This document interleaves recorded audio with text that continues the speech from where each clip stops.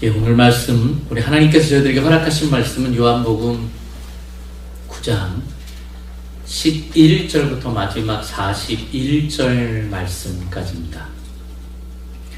말씀 너무 길어서요, 한 절만 저희가 읽기죠. 오늘 한 절만. 첫 소절인 11절입니다. 우리 요한복음 9장 11절 같이 읽겠습니다. 대답하되 예수라는 그 사람이 진흙을 이겨 내 눈에 바르고 나더러 실로암에 가서 씻으라 하기에 가서 씻었더니 보게 되었노라. 아멘. 보여지는 것이 곧 나의 마음의 상태입니다. 나에게 보여지는 것이 곧 나의 영적인 상태입니다. 여러분들 눈앞에 생명이 보이십니까? 아니면 사망이 보이십니까? 여러분들은 하나님의 말씀이 들립니까? 아니면 세상의 말씀이 더 많이 들리고 있습니까? 여러분들이 오시다 보면 우리 이 애틀란타 땅에 나무가 참 많습니다. 저는 그래서 애틀란타가 좋습니다. 푸르른 나무가 너무나 많습니다. 근데 우리는 그 나무가 생명이라고 얘기합니다. 나무가 살아있다고 얘기합니다. 근데요, 나무가요, 땅에 박혀있지 않으면 생명이 아닙니다. 나무는 변합니다. 근데 변하지 않는 게 있습니다. 땅은 안 변합니다. 항상 그대로 있습니다. 근본적인 생명력을 가지고 있는 것은 변하지 않아요. 결국 나무는 땅에 있는 생명력을 끌어들여서 열매를 맺는 통로일 뿐이다라는 거죠. 오로지 변하지 않는 것은 근원만 변하지 않습니다. 여러분들은 지금 오시면서 나무가 보이셨습니까? 아니면 땅이 보이셨습니까? 우리들에게 보여야 되는 것은 근본이 보여야 됩니다. 본질이 보여져야 되는데 우리는 너무 비본질에 매여서 살아가고 있는 것 같지는 않은가 생각이 듭니다. 그러면 생명의 근원은 무엇일까요? 말씀입니다. 말씀. 하나님이 주신 이 말씀, 바이블. 사실 여러분이나 저는 대부분이 보고 싶은 걸 보고 싶어집니다. 듣고 싶은 걸 듣고 싶어 합니다. 제가 설교를 열심히 해도 어떤 분은 엉뚱한 얘기하는 분이 있어요. 왜? 자기가 듣고 싶은 것만 들은 거예요. 그리고 그렇게 해석들을 하시더라고요. 나는 그렇게 안 했는데. 그렇다고 그 얘기 할 수도 없고 참 답답할 때가 있어요.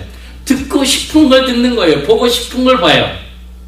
여러분들, 그 대표적인 사람이 누구냐면 아브라함의 조카 롯입니다. 롯은 자기가 보고 싶은 것만 봤습니다. 소돔 땅을 봤거든요. 에덴 동산왕 같았다고 얘기했어요. 자기가 언제 그 에덴 동산을 봤다고?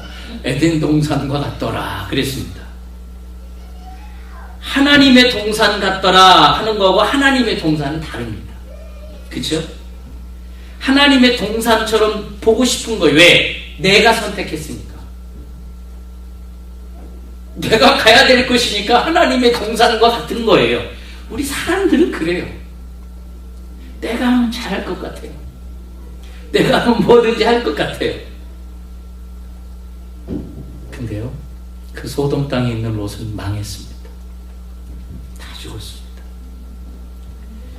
내가 보고 싶은 걸 보는 겁니다. 내가 듣고 싶은 걸 듣는 겁니다. 근데 이런 것들이 다 가변적이라는 거예요. 우리의 경험과 살아있는 모든 방식은 전부 변합니다. 다 변해요. 헌법도 바꿔서 변해요. 대한민국 보니까 그냥 다 바꿔서 하대요. 다 변해요. 여기 미국도 마찬가지예요. 뭐 미국도 그런데 전 세계에 어떻겠어요? 그렇기 때문에 여러분이나 저나 자기 관찰이 기준이 되면 안 된다는 거예요.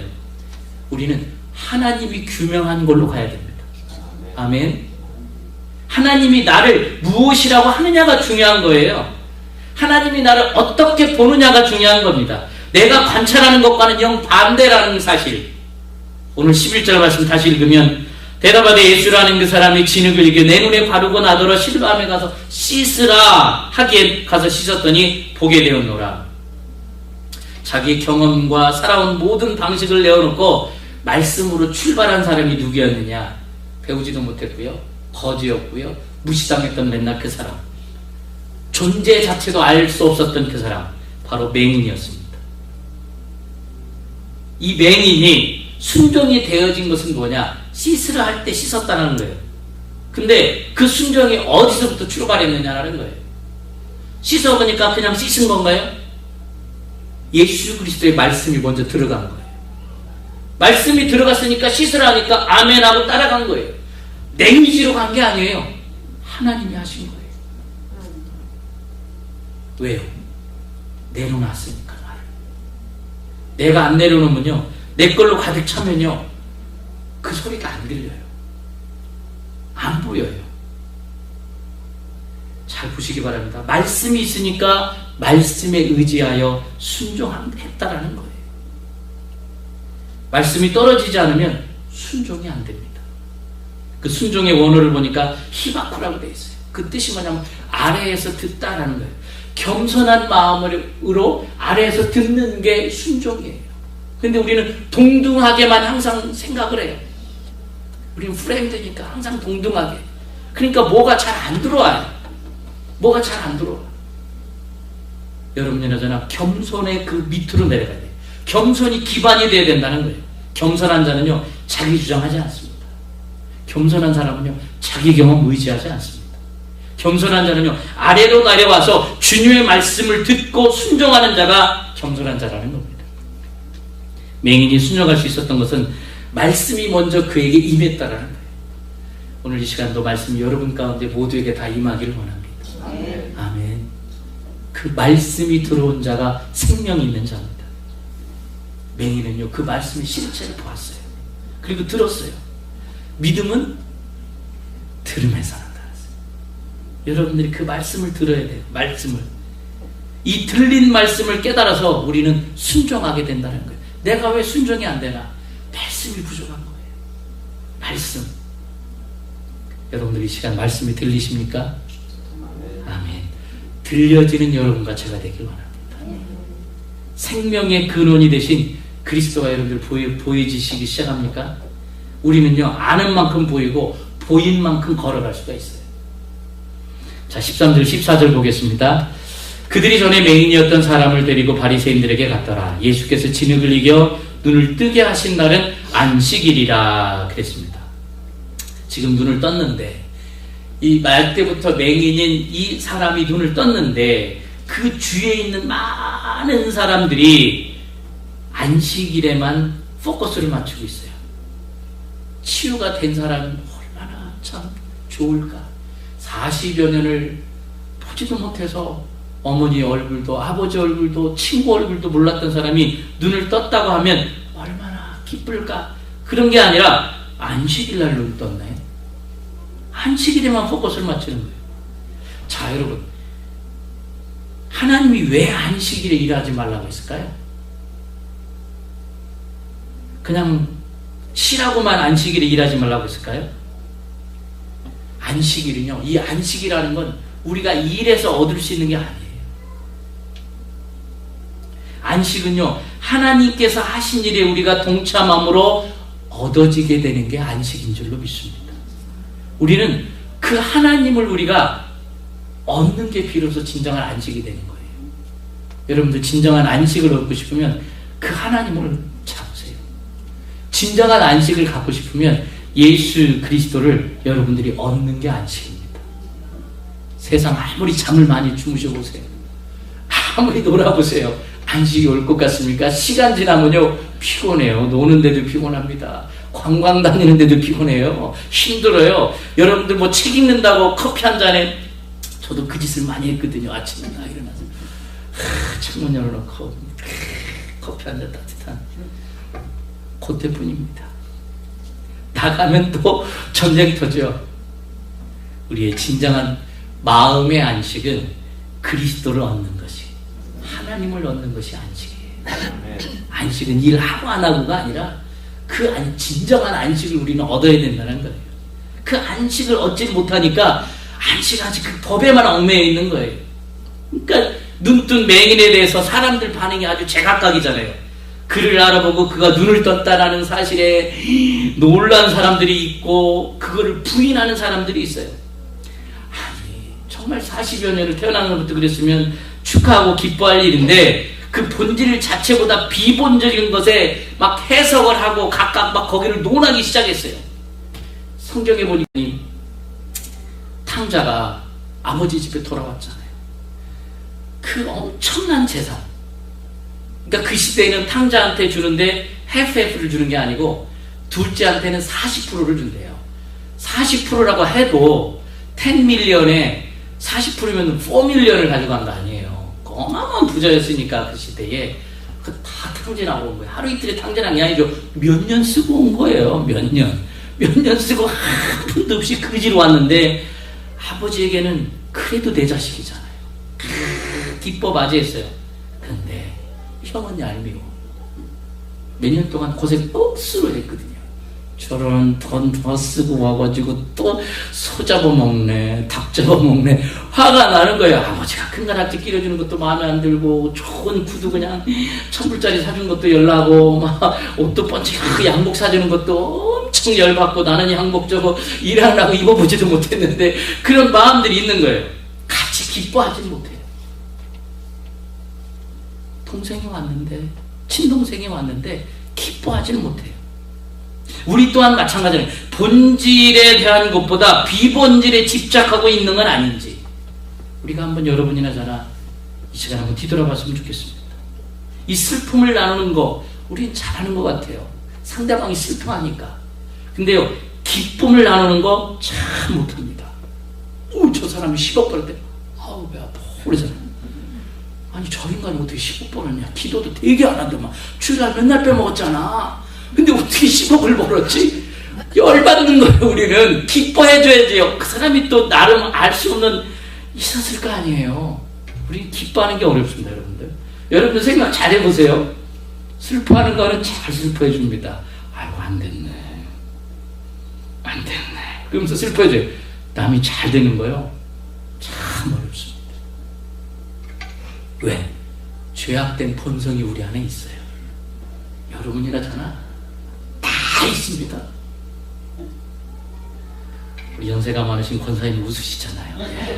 84년 사시면서 별걸 아닐걸 이걸 저걸 다 보셨을 거 아닙니까? 기뻐한다는 게 이렇게 어렵습니다. 상대방이 잘 된 거에 함께 기뻐한다는 게 이렇게 어렵다는 거예요. 동정은 우리가 잘 베풉니다. 근데 진정으로 함께 기뻐하는 것에 참여하는 게 이렇게 어렵고 힘들다는 거예요. 근데 믿음의 사람들, 우리 하나님의 사람들은 그리스도의 마음을 품어서 그리스도의 눈으로 바라보고 환경을 바라보고 사건들을 주의 뜻대로 해석하면서 가야 되는데 그렇게 하지 못한다는 거예요. 자, 여기 맹인거지가 눈을 떴습니다. 그런데 눈 떴다 안 떴다 그 사람이다 아니다, 야 비스무리한 사람이다, 별 얘기들 다 했겠죠. 근데 9절에서 11절에 보니까 뭐라고 돼 있습니까? 성경 한번 보십시오. 내가 바로 그 소경 거지다 그렇게 얘기하잖아요. 근데 나 이제 눈 떴어.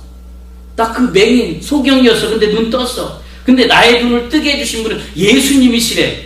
내 눈에 진흙을 이겨서. 왜냐하면 그 소경으로 태어났으니 네 안에 무엇이 있는지 없는지 모르잖아요. 근데 하나님께서 우리를 흙으로 빚어서 만들었다고 하잖아요. 마찬가지로 예수님께서도 흙으로 빚어서 그의 눈동자를 만들어요. 저는 그렇게 해석하고 싶어요. 하나님께서 만드신 작업을, 그래서 흙이 필요했던 거예요. 그냥 에라이 그냥 침뱉어 갖고 한 게 아니라 하나님의 뜻이 있었다는 거죠. 하나님의 섭리가 있었다는 거죠. 태초에 하나님께서 이렇게 만들어 가신 일이니까. 그리고 실로암 못에 가서 씻으라 할 때 내가 씻었더니 나 이제 보게 됐어. 그렇게 고백을 해요. 이 사람이 얘기하는 건 다 진실이에요. 한마디 한마디가 다 진실이에요. 그런데 이렇게 얘기하는 맹인 거지의 증거를 듣고 사람들은 바리새인들에게로 지금 데리고 갑니다. 왜냐? 그들은 그가 눈 떴다는 거에 관심이 없고 안식일에 눈을 뜨게 한 그 방법이 안식일법에 위배된다고 그를 데리고 가는 거예요. 자, 16절 말씀 한번 보겠습니다. 바리새인 중에 어떤 사람은 말하되 이 사람이 안식일을 지키지 아니하니 하나님께로부터 온 자가 아니라 하며 어떤 사람은 말하되 죄인으로서 어떻게 이러한 표적을 행하겠느냐 하여 그들 중에 분쟁이 있었더니, 이걸 가지고 바리새인들 갔더니 바리새인들끼리 쟁론이 일어났어요.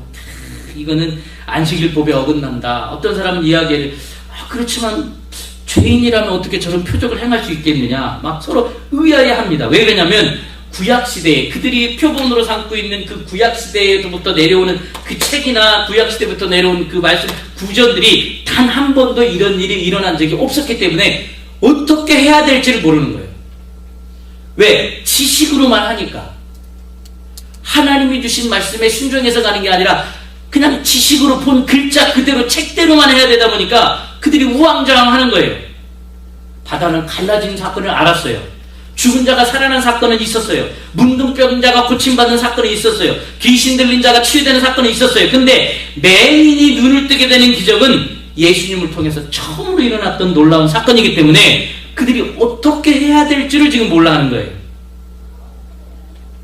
구약시대에 단 한 번도 그게 없었기 때문에. 그러니까 바리새인들은 이 선입견 때문에 예수님이 누구신지를 바라볼 수가 없었던 거예요. 왜? 책으로만 예수님을 거기에 맞추려고 하니까. 예수님께 나를 맞추는 게 아니라 여기에 당신이 맞는지 안 맞는지 내가 봐야 된다고 하니까 안 맞는 거예요. 키도 좀 적은 것 같고 인물도 좀 딸리는 것 같고 코는 누가 밟았는지 짓눌린 것 같고, 그러니까 내 선입관에 맞추는 거예요. 예수님은 그냥 율법에 매여 있기 때문에. 이 시대의 율법 중에서 사실 가장 중요한 율법이 뭐였냐면 안식일법이었습니다. 안식일법이 가장 중요한 법이었거든요.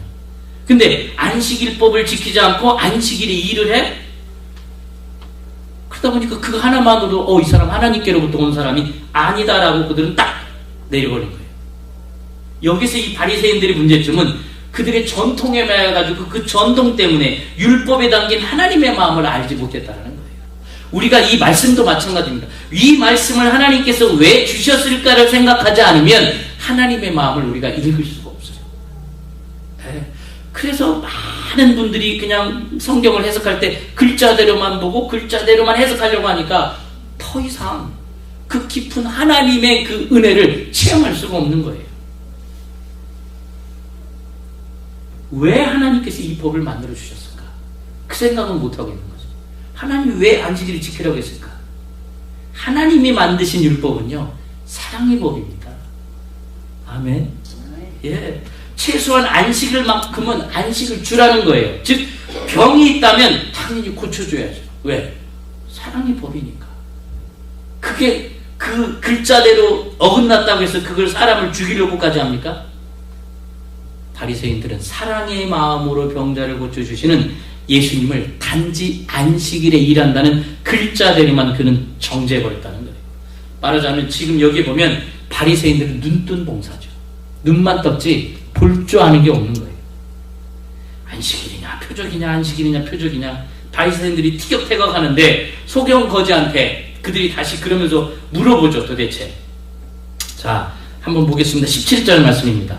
이에 맹인 되었던 자에게 다시 묻되 그 사람이 내 눈을 뜨게 하였으니 너는 그를 어떠한 사람이라 하느냐? 멋있게 대답하죠. 뭐라고 대답합니까? 선지자니이다. 아주 대답이 아주 일품이에요. 그들의 아주 그냥 듣고자 하는 그 문제의 핵심에 그냥 푹 찔러주는 얘기를 하죠. 선지자입니다. 하나님의 사람입니다. 분명히 고백했습니다. 근데 바리새인들은 율법주의와 권위주의로 있는 사실조차도 받아들이려고 하지 않아요. 그러니까 맹인거지는 그 있는 사실을 통해서 그분이 누구인가를 분명히 믿음을 고백을 했는데 인정하지 않아요. 자꾸 인정하네. 네가 정말 소경이었냐? 아니 언제부터 알았는데 나 맨날 거기 있는 거야. 그치, 이 사람인지 모르니까 저랑 눈이 조금 보여서 당신 지나가면서 나 맨날 봤잖아 막 이렇게 얘기할 텐데 맹인이었으니 뭐 사실 태어날 때부터 맹인이었으니 그 말도 못하고 답답하죠. 예. 근데 거기 지나가는 사람은 다 알 거예요. 40년 내내 있었던 사람이니까 그 자리에 계속 있었으니까 먹을 것도 그들이 줬고 불쌍하다고 사 먹으라고 돈도 줬을 거고. 이 사람들이 안 믿으려고 하다 보니까 어디까지 가냐면 그들의 부모를 호출합니다. 그래서 신문합니다. 그가 정말 소경이냐고. 그가 정말 소경이었냐고. 아니 두 눈으로 맨날 봤던 사람들인데도 부모를 불러요. 근데 그 부모의 대답이 참 생각을 많이 하게 합니다. 20절 21절 우리 같이 읽어볼까요? 그 부모가 대답하여 이르되 이 사람이 우리 아들인 것과 맹인으로 난 것을 아나이다. 그러나 지금 어떻게 해서 보는지 또는 누가 그 눈을 뜨게 하였는지 우리는 알지 못하나이다. 그에게 물어보소서. 그가 장성하였으니 자기 일을 말하리이다. 대답이 좀 어떻습니까? 듣고 싶은 대답입니까 이게? 아들 편에서 얘기하는 대답입니까? 없는 대답이거든요. 예, 내 자식은 맞는데 잘 모르겠는데 그렇게 얘기하는 거예요. 뭐라고 그 진실을 왜곡해서 얘기하냐면 그가 장성했으니까 그한테 물어보세요. 자기 자식인데 그한테 물어보라는 거예요. 근데 정말 부모가 몰랐을까요? 정말 부모가 알지 못했을까요? 아들이 치유받았던 현장에 그 부모가 없었다 할지라도 부모라면 아들의 말이 거짓인지 진실인지 모를까요? 여러분들 자녀들이 거짓말할 때도 알고 속아주잖아요. 저는 제가 거짓말 잘해서 어머니한테 돈을 잘 푼 줄 알았어요. 어려서부터. 난 머리가 좋으니까 수제니까 우리 엄마는 몰라. 알고 보니까 우리 어머니가 다 속아준 거야. 우리 어머니 장판에 깔아놨던 돈 훔친 것도 우리 엄마 알았는데 그냥 속아준 거야. 큰아들 놈이니까 뭔 돈이 필요했겠지 하고. 우리 어머니가 장판에 돈을 넣어가지고 빳빳하게 만들어가지고 주일날 헌금하는 걸 내가 야금야금 잘 갖다 썼거든요. 참 모태 신앙인으로서 어려서부터 타고난 도둑이었던 것 같아요. 알고 속아준 거거든. 알고 모르지 않았거든요. 그런데 이 부모는 아는 것도 지가 모른대요. 지라네 참. 딱 잡았대요. 책임을 회피하고 있어요. 하나님의 일에 관여하고 싶지 않다는 거예요. 이 일에 관여하고 싶지 않다는 거예요. 왜 그랬을까? 현실적으로 손해보고 싶지 않았거든요. 그게 어디에 있느냐? 22절입니다. 그 부모가 이렇게 말한 것은 이미 유대인들이 누구인지 예수를 그리스도로 시인하는 자를 출교하기로 결의하였으므로 그들을 무서워함이었더라. 그 당시 유대인들이 예수님을 그리스도로 시인하는 자는 무조건 출교했습니다. 출교하기로 결의했다라고 그렇게 얘기했습니다. 근데 이 출교가 뭐가 얼마나 무서워서 그랬을까? 이 헬라어로 아포시나고고라고 하는데 그 뜻이 뭐냐면 해당으로부터 추방된, 회중으로부터 쫓겨난이라는 뜻이에요. 다시 얘기하면 율법을 범한 자에게 가해자는 그 시대의 최고의 처벌, 최고의 형벌이었습니다. 출교당한 사람은요, 이 동네에 있을 수 없어요. 이스라엘 민족과 같이 있을 수 없어요. 이방인처럼 내쫓겼어요. 여기에 절대적으로 들어올 수가 없어요. 영구히 매장되는 사건입니다. 구약시대에 모세의 율법을 어긴 경우에도 출교를 당하게 됐고요. 출교를 당한 사람은 그 시대 최고의 프라이드였던 언약 백성으로서의 자리에도 서지를 못했습니다. 제가 에스라서에도 보니까 출교가 잘 언급되어 있는데 거기는 그냥 이렇게 써 있어요. 유대인의 출교는 저주와도 같다. 저주였어요. 가장 무서운 거였거든요. 그러니 맹인 아들을 둔 것도 사실 억울하잖아요. 예. 근데 그 아들이 그냥 눈을 뜨게 돼서 보게 돼서 참 기뻤어요. 근데 그것도 잠시라는 거예요. 그들이 듣고 싶어하는 이 바리새파들이 이 종교 지도자들이 듣고 싶어하는 얘기를 안 해주면 모든 것을 잃어버릴 상황에 지금 빠졌습니다. 그들이 듣고 싶은 얘기를 해줘야 되는 거예요. 참 힘들었을 것 같아요. 제가 부모라면 저도 힘들었을 것 같아요. 이 당시 이 부모들은 어땠을까? 참 마음이 참 찡합니다.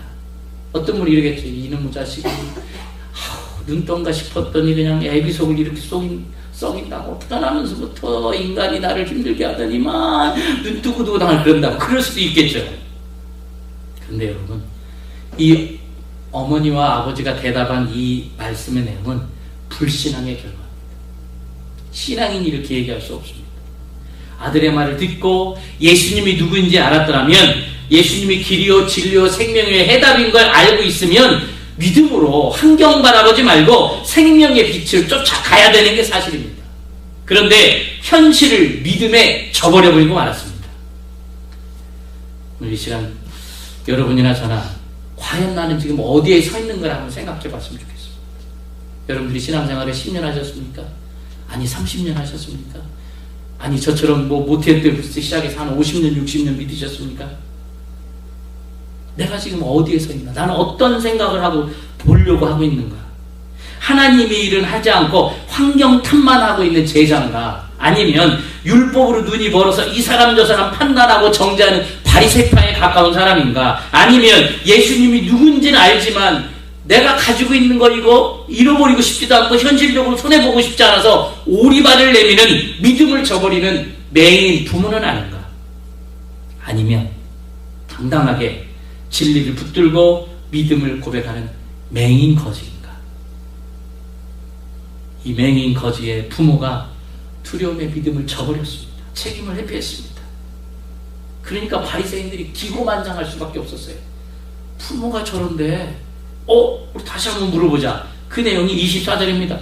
이에 그들이 맹인이었던 사람을 두 번째 불러 이르되 너는 하나님께 영광을 돌리라. 우리는 이 사람이 죄인인 줄 아노라. 단정을 짓습니다. 죄인이라고 아예 딱 정죄해버렸습니다. 그러니까 너도 죄인이라고 시인해. 왜? 너 그렇지 않으면 출교시켜버릴 거야 라고 하는 거죠. 최고의 저주를 내릴 거야. 그 얘기입니다. 그러면 많은 사람들이 이 출교가 무서워서 이 부모처럼 예수님을 부인하게 될 줄로 알고 이렇게 얘기하는 거예요. 왜냐하면 예수님이 눈뜨게 했는데 눈뜬 사람이 예수님 죄인이다. 그것처럼 그냥 한 방에 끝낼 일이 어디 있겠어요. 그렇구나. 잘못한 게 예수구나. 그렇게 나오겠죠. 그냥 정죄의 칼날을 확 들이댈 심산이었습니다. 그들은. 근데 여기서 우리가 알 수 있는 건 참 우리가 거듭나서 이제는 확신에 차서 하나님의 길을 그리스도를 따르려고 할 때 빛의 역사를 삼키려는 어둠의 역사는 반드시 있다라는 거예요.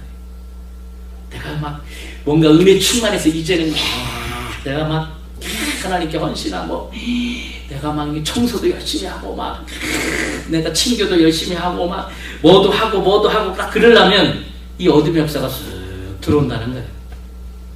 예수님을 구주로 고백하면서 믿음의 삶을 진실되게 시작하려고 하면 이 어둠이 가만두지가 않아요. 적당히 하라고 그러죠. 너 지금까지처럼 적당히 믿으라고 해요. 뭘 유별나게 그렇게 예배를 금요일도 가고 수요일도 가고 새벽 예배도 가고 뭘 그러려고 하냐고요. 그러면서 자꾸 어려운 일들을 막 자꾸 만들죠. 우리를 쓰러지게 하죠. 그러면서 낙심하게 합니다. 그러면서 예수를 믿으면 안 된다는 거짓을 자꾸 심어주죠. 열심히 하려고 하면 그런 일들이 꼭 터지더라고요.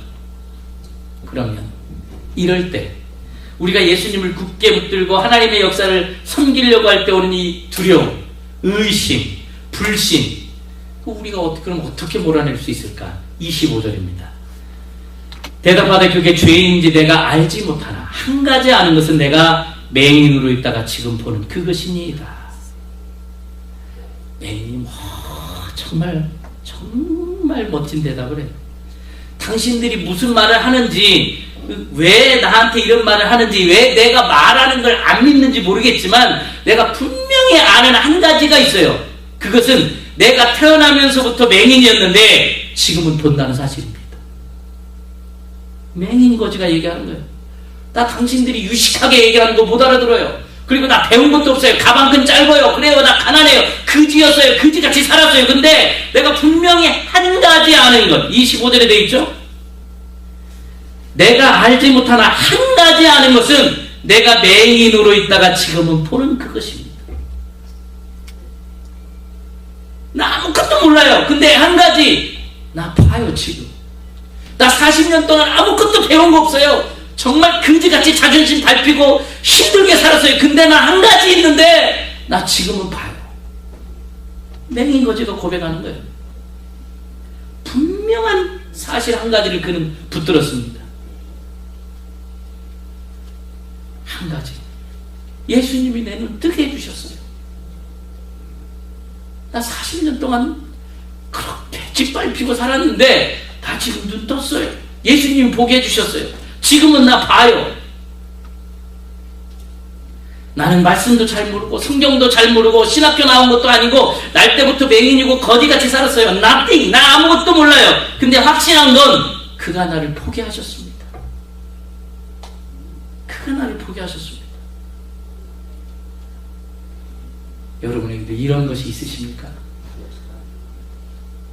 우리가요, 예수 그리스도를 따라가려면 이런 것이 한 가지 확실히 있어야 돼요.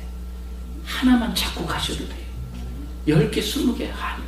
하나만 딱 잡고. 그래서 두려움이 오고 힘듦이 오고 유혹이 오고 자꾸 적당히 하라고 하고 막 친구들이 그러고 많은 사람들이 그러고 나 예수 믿었다가 영 아니어서 나 천국으로 갔어야. 별 인간들 다 있어요. 예, 그런데 나는 고백할 수 있는 게 있는데 예수님이 나의 주인이시다.